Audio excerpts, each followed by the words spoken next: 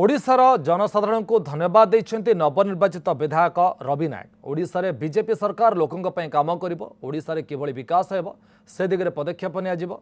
BJP कार्यकर्ता एवं party निर्वाचित प्रतिनिधि समस्त श्रृंखलित।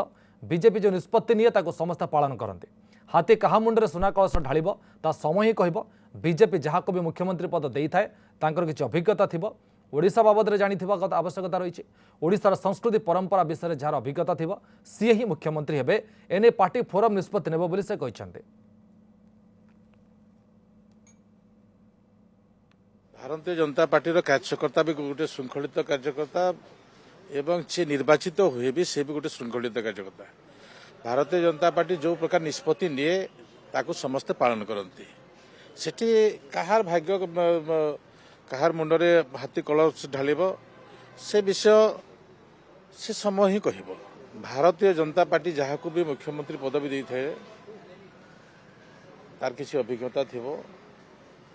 ओडिशा विषय किसी जानी थिबो। ओडिशा संस्कृति परंपरा कार्यकर्ता अनेक विषय आसे। प्रत्येक विषय को लेकर जहाँ अभिज्ञता थिबो निश्चित भाव में तांको ही दिया जिवो।